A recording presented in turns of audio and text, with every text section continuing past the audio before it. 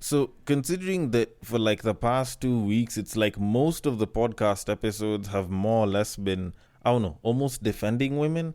I feel like I might as well do an episode where I get to highlight some of the bullshit that they say and, point out some of the misunderstandings that some of these women have.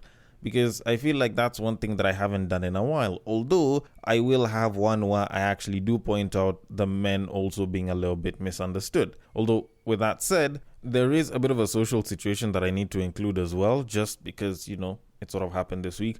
But before I get into that, I first need to start by calling out a man who has done some weird shit that would actually make me believe that they're having some sort of a mental health issue. Now, there is a father of 7 who recently left his family behind to live his quote-unquote dream of identifying as a 6-year-old girl. Like, when you think of a title of a man leaving his 7 children, leaving his family to go and live his dream, you usually tend to think that it's something like, they're probably gonna go travel the world, be a monk, take up martial arts, become the Batman or some shit. Like, you expect it to be something that's particularly profound and, if the worst comes to it, maybe he's running off with like a different family. But this guy's doing it so that he can become a 6-year-old girl? Like, that shit don't make sense. In like a couple of years, will he now start trying to shag 13, 14-year-old boys? And then at that point, who will call the other person daddy? Because imagine being in a situation where you're shagging someone that's old enough to be your daddy, and then they're calling you daddy. Like, that shit is probably the most confusing shit ever, because now at that point, if y'all are in like a house and it's like adjacent to another house and it's super close and the both of y'all are screaming, like you're just being daddy, daddy, daddy, daddy. Like, that shit would be wild as fuck though. That shit would be wild as hell. But anyways, let me stop speculating on some shit that just sounds very, very wrong and read the entire clip for you. So it says, and I quote, "A transgender father from Toronto, Canada has made the decision to leave behind his wife and 7 children in order to embark on a new life as a 6-year-old girl. Stephanie Walsh, 46, came to the realization that she was transgender after being married for 23 years. Undergoing a significant personal transformation, Stephanie, pronounced as Stephanie, now lives with an adoptive family who supports her new identity. Expressing her desire to temporarily escape the responsibilities of adulthood, Stephanie emphasizes that she quote-unquote does not want to be an adult right now." End quote. Okay. First of all, I just wanted to point out how this guy's name is with his whole transformation and everything. It's Stephanie, pronounced as Stephanie, but let me spell for you how Stephanie is spelled. Stephoneknee, as in Stephon knee, like kneecap. Like, if this doesn't tell you the dumbest shit that is going on in this person's head, I don't know what the fuck is. But you know what? I can talk about that. I can talk about the fact that this guy's been married since 23 years old, which means that for 23 straight years, the guy has pretty much been believing that he's a man. And it seems weird that he'd all of a sudden want to be a little child.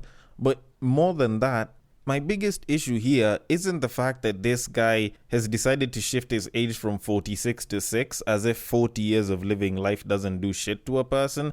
It's not just the fact that this guy left his family, which is a wife and 7 kids. It's actually the fact that there is a family that is willing to take him in and accept his quote-unquote preferences. Like, how dumb are you to decide that, you know what, we're going to take in a 46-year-old man who believes that he's a girl? Like, I'm trying to look for a proper reaction to whatever the hell it is that I'm reading in this entire thing, and the best one that I can come up with is this one right here. It is a sickness! And with that said, I honestly think that it's not just this 46-year-old child, I guess, that needs psychological help. I think the 2 people that decided to accommodate him as more or less their child also need psychological help. Although, with that said, this podcast does not have that much of Canada inside it. It actually has a whole lot of Kenyan, and I need to start with that. So, in very typical terms, welcome to Break Time on West Side, your number 1 breakdown podcast, coming to you from Nairobi, Kenya. The man on the mic is a man who does not mind this Canadian man being in the same playground with R. Kelly, or maybe he's a little bit more in tune with priests. He's a man who believes that cardio involves running his mouth. It is none other than your tall, dark, and mildly handsome man, Sir Denver B. The show is Tweet Street, the show where we take a deep dive into Twitter, pull up a couple of tweets, and break them down a little bit. Now, as usual, if you know the drill, you can repeat it after me. If you don't know the drill, it's perfectly okay, I got you. And if you do know the drill, but you have not utilized it to its full extent, then what are you waiting for? Because it allows you to be a contributor to the making of these episodes by submitting the many tweets that you find that you feel just need to be discussed by someone like me on this podcast. And it's a pretty simple drill, almost sounds like a song, and it goes like this. You see that tweet, you like that tweet, you want us to discuss that tweet, you send that tweet. You send it to the DMs of @BagakaTheD, which happens to be my personal Twitter handle, and I will take it from there and handle it accordingly on Facebook and on IG if it happens to be a screenshot, a screen grab, or it was particularly used to make a reel of some sort. Then the place to send it to is @Breaktime on Westside on Facebook or on IG. The DMs are always open, and I will take it from there and handle it accordingly. Now, first of all, a massive thank you to each and every one of you that listens to this podcast and those that give feedback. If you can give a rating on Apple Podcasts or whatever platform you use, it'll be highly appreciated. And for those of y'all that didn't listen to episode 400, by all means, go and listen. I share some particularly interesting views on what I've noticed over the past couple of episodes and over the past couple of years of podcasting. But with that said, I actually have quite a bit to talk about before I get to the tweets. Now, first of all, I was gonna talk about the Boys to Men performance, which I never went for, but, had a lot of shit about, because apparently the people who paid 8,000 bob, 8,000 Kenyan, which I think is the most that most people have actually paid for a ticket, let alone a regular one, actually complained about the kind of service they got and the entire experience of going for it. But with the whole Kofek supposedly planning to file a lawsuit against these guys because of how the event was handled and how, the entire thing went down, especially considering the fact that someone got pickpocketed. Like, there were people that were losing phones in an event that costs 8,000. People complain about that shit when the event costs 2 or 3,500. Like, you actually think about it, the security should have been top notch at that point. Like, I'm not saying that, everyone is going to be immune from that shit. It's just the fact that there were people that were still getting robbed during an event and they paid that much to go for it, I think is particularly wild for me. But I don't want to get into the entire thing, mostly because I think this is an ongoing thing and, it's a little too fresh. I'd want the story to develop at least so that I can get into it, because there was another story that was actually sort of trending on Twitter for around the beginning of this week when the episode comes out, where people were calling out the Giraffe Manor in Nairobi for being racist. Now, this one was particularly interesting, and for those of you all that are asking how they were racist, let me just explain it to you like this. So a babe called the Giraffe Manor's contacts and, she was trying to book something, and she called and she used her regular Kenyan accent. So she calls, she tries to talk to these guys. She's like, yo, I'm trying to get accommodation for some time this year so that I can plan a holiday and shit, blah, blah, blah. And they're like, I'm sorry, we do not have any reservations. We're fully booked out. And not too long after that, she cuts the call. Not too long after that, she calls again, and this time speaks with a very fluent American accent and pretty much asks for the same exact booking time in July, which was actually mid-July. And these guys are like, yes, we have a reservation. And people online were busy losing their shit because they're like, how the hell can you do this to Kenyans in their own country and be racist towards them and all of that? And a lot of people are kind of losing their shit, so are like, oh, they need to change, blah, blah, blah. We need to do something about it.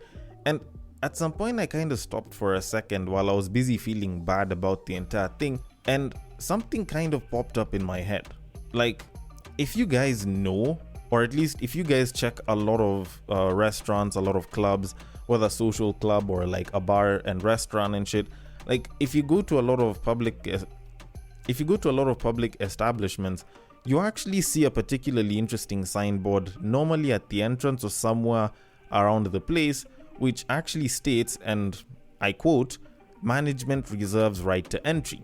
That is pretty much their way of saying, if we don't feel like you're worthy of being here, we'll kick you the fuck out. And normally, you don't see that sort of right utilized, not unless if someone is being highly disrespectful and is being a menace to everyone and is, being too much of a bother to the entire establishment. Most times you never really see them utilize that full right in its extent. But when you kind of think about it, that's mostly on an individual level. It's pretty much them saying, if we don't find you worthy as a person or as a small group, we'll tell you to fuck off. But now, if you look at Giraffe Manor, this is more or less their way of doing the same exact thing, but on a much larger community or even racial level. And on one end, while I can talk a lot of shit about how dare they do this and this is racist and everything, at the end of the day, it's a private business. And even though I'd want them to treat me nicely, at the end of the day, if they don't want to take my hard-earned money and they would much rather take a white person's money or they take a foreigner's money, then it's perfectly okay because I can go and utilize my money and get a good experience somewhere else. I don't have to get it from them. So for you, the person online, or for you, the person to go out there and be like, no, why are you guys being discriminatory? Why are you guys, segregating us like that? Why are you giving us this sort of treatment and yet it's our country? Like, at the end of the day, you guys can sort of force them into a corner where they're like, we're sorry and we'll now start taking Kenyans. But I feel like it's better for you to segregate me before I check in through the door. Then I check in, I pay the full price as everyone else, and I get shit service because I'm supposed to get at best bare minimum. Like, that's actually a gamble that I'm very willing to take up. I'd much rather take my money. If you've refused it, take it somewhere else, because at the end of the day, it's money, and it's not like a white person's money is better than my money. If it's the same amount, it's the same amount. It's not like their figures are going to be doing backflips in the business owner's bank account. Like, at the end of the day, for us as Kenyans, the worst that we can really do is get the government to seize the property and tell these guys to fuck off. Of which, we're already having issues with the government because the government isn't living up to their promise to us with other things that are a lot more important. So we can't really expect them to do this shit. So for what it's worth, I honestly don't give too much of a shit about it. For a lot less money, you can get about 60 to 80% of the same experience if you go to Giraffe Park. It's probably just the accommodation that you're missing out on. And for the most part, we can just starve them of our money as Kenyans. So with that said, I believe that we have handled this and we can move this on. So on to our very first tweet of this episode. Going to medical school for 8 years, residency for about 6 years, and you chose to take your husband's last name? It's just not happening. Wait, medical school isn't 8 years, but y'all know what I mean. That's combined pre-med plus med school. Y'all are strong though, but I'ma for sure need my credits. Okay, if that's what you feel, then I guess there's no problem with that. It's just, for me as a man who has worked for most of my life, I have sacrificed so much, missed out on time with my family, time having fun, all put in this work so that I can rack up a bunch of money. I don't see why I need to share it with a person who can also afford to make their own money and, buy their own things and also not worry about whether I'm supposed to be a provider or not. Like, I think that's only fair, right? Because when you kind of think about it, the shorty can come out and be like, no, it's a man's role to provide, blah, blah, blah. But do you know exactly why you're supposed to be taking a man's last name? Or at least why you take a man's last name? Like, don't get me wrong. I get that this was someone who said this from the States. And, that's where the whole 8 years, 6 years thing, the whole pre-med thing came from. And it could be less or more years depending on where you live in the world. But when you kind of think about it, a lot of times whenever we're taking a last name, and I'll say this from my part of the pawn's cultural perspective, essentially you're being, I don't want to say assimilated, but you're being brought into the man's family to become a part of their family. It's a big part of the reason why dowry is paid and everything. So if I get you into my family, then you become a part of the family line. So of course, I will give you my name so that you can be identified as part of my family tree and my family line. Now, I can use the family name, which is the surname, or I can use my own name, which is entirely optional, which will still sort of link me back to the family tree. But at the end of the day, you taking your husband's last name is primarily based off of the fact that you are being integrated into his family. And by all means, you can choose to not take up the last name, but if you're not taking up the last name, then who says that you should get the same exact benefits for pretty much the same exact things that you'd have taken the last name for? Like, that's just how I'm trying to argue this. And I get it, you don't necessarily have to drop the last name or not take it up. You can actually add it to the list of names that you have, which I think is also a pretty good compromise. You don't necessarily have to use the family name or your husband's name whenever you're being identified, but if you can have it on your list of names, then I guess it should mostly work out for you. Not unless if you also want to hyphenate, which I guess also kind of works as well. It can kind of distort the whole family line through naming thing that I've been talking about, but I guess if your man's is okay with it, then it's alright. You know, at the end of the day, it's not my relationship. So you do you, boo. And with that said, I might as well move things on. So on to our very next tweet of this episode. If a male gynecologist is able to control himself, no man should talk about temptation. Actually, I think you kind of got it wrong here. I think the whole thought process of if a gynecologist can hold himself back and, you know, they're able to control themselves because they deal with vaginas and it shouldn't be a problem for men, it's very misleading to a lot of people, both men and women, because you kind of lose the point as to why it is men find it so hard to control themselves or are tempted quite a bit.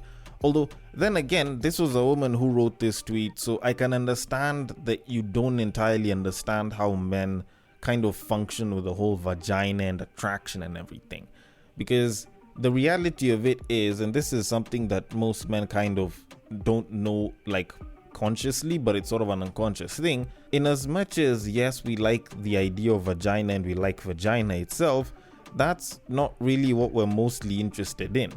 Like, it's usually the body, or should I say the body parts, that will attract us to the vagina, and the vagina is supposed to satisfy whatever attraction we have. So in terms of what it is that we'll be tempted by, vagina will come much further down the list, if ever at all. And let me try and explain it like this. If you think of a woman in a bikini, all right, and she's got her assets popping, you know, tits are nice and perky, booty is nice and jiggly and round and everything, curves are there, you know, there's a flat belly. Assuming this is some dude's idea of the perfect woman, do you know the thing that's going to attract the men isn't the vagina, because it's a lot further to being completely outwards. It's the 90% worth of nakedness that's out there that we really like to look at. Because at the end of the day, all that's being covered is a couple of areolas, nipples, and the vagina. And trust me, if everything was covered but the vagina was out, the attraction would be a hell of a lot less. Because at the end of the day, the vagina is pretty much the means to the end. Like, the tits, the ass, it's like 1 + 1, you know, with the belly and everything. The vagina is the equal mark that's supposed to get you towards satisfaction. Think of it like that. So if you're looking at it from a gynecologist's point of view, they are looking at the vagina because that's what they're focusing on.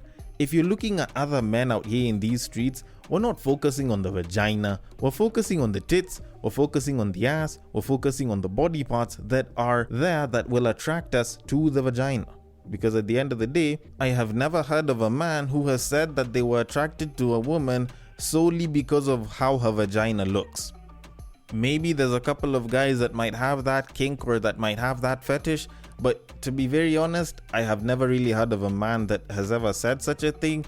And if you find one, you can please direct them my way, but for now, I am going to leave it at that and move things on to our very final tweet of this episode. Why can all of you women who want marriage connect with all of those men threatening women with loneliness if they don't get married? Because your energy is unhinged and miserable complaining about others. I can't name a single podcast, book, or forum by single and happy people discussing married people and marriage. But those obsessed with that institution are always in everyone's business. Like, is everything okay, Matilda and Bartholomew? Find each other in Jesus' name. for the sake of your personal and public peace. Find each other and marry. I actually understand her sentiments. And I kind of alluded to the same thing when I was doing episode 400. This whole thing of pretty much recycling the same ideas and the same talking points that are said by people that don't have that much knowledge and pretty much are just trying to tell people what the worldview is supposed to be, and yet that's not the same for every single person. Like, I see this shit a lot and I can understand the frustration, because on one end, it's like these guys are mocking women, especially the ones who are above the age of 30 years old, for not getting married before they got to 30. On the other hand, it's not like they're helping, because it's not like they're offering up dudes that would want to be with them, because all they're doing is saying that it's wrong for them to not get married, but at the same time, they're not offering some sort of a solution to the current predicament that they're in.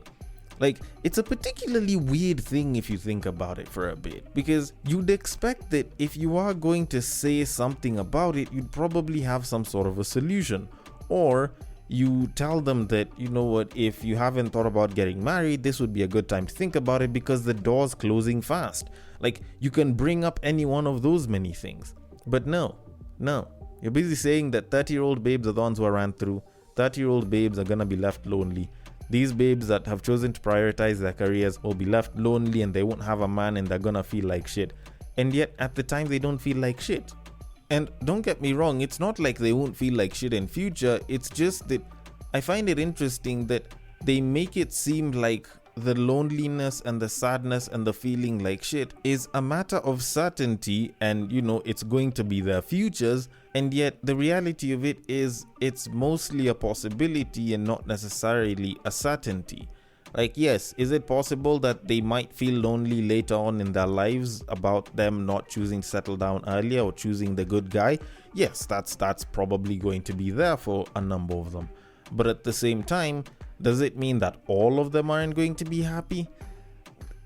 Well, to be very honest, that's not entirely assured. And I'm not even gonna act like, they should have gotten married, and I know that they let down a bunch of ancient niggas. Like, I can actually understand why some of these babes don't get married before 30.